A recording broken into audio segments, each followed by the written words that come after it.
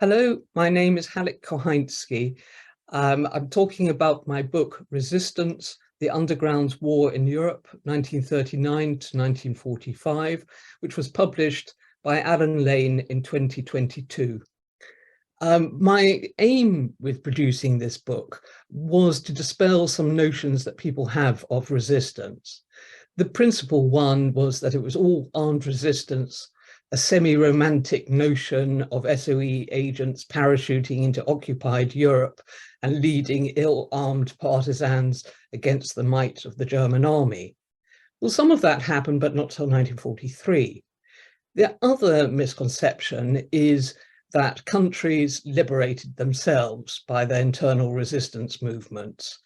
This was most clearly portrayed by de Gaulle in 1944 when Paris fell. But it's inaccurate and it's nationalistic. It was necessary to dispel the feeling of failure from the original defeat.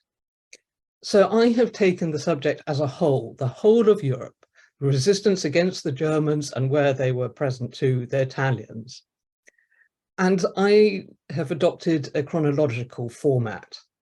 The first section, from the start of the war until the German invasion of the Soviet Union in June 1941, asks the simple question, why resist? And in this time, you can see a clear East-West divide into how the Germans are reacting to any signs of resistance, what the occupation policies are. This is the period of total Allied defeat and disorder. There's no chance the Allies are going to win the war in the near future. So people in occupied Europe have to decide how to react. In the East, it's simple. The German occupation is so appalling. The country is wiped off the map. The population is enslaved. Also, Poland had a long tradition of resistance, generally against Russian occupation, so they knew how to resist. And so, as the Germans admitted themselves, the Poles resisted from the first day of the occupation to the last.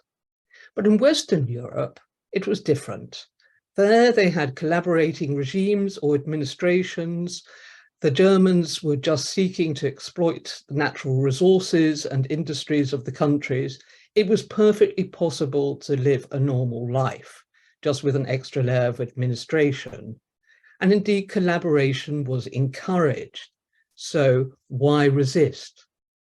Well, people did resist, but they found very limited ways in which they could resist, of which the most important was the battle of the mind through the production of the clandestine press.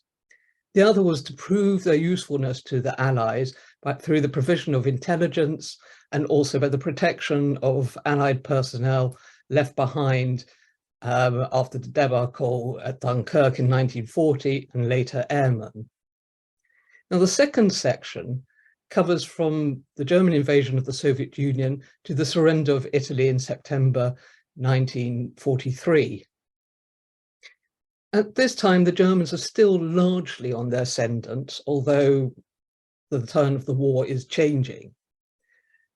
The German failure to take Moscow by December 1941 meant it was going to be a long war. And the Germans responded by the introduction of two new policies which inspired resistance. One was the Holocaust, which appalled those in witnessing the Jews being taken off for ultimately what turned out to be their deaths. But the second that had an impact in every home in Europe was the imposition of forced labor. Critically, these two policies were put into practice by the collaborating regimes. So their raison d'etre of acting as a shield between the Germans and the population collapsed. Resistance became a more promising attitude to adopt. Yet then there's a new question. Who is the enemy?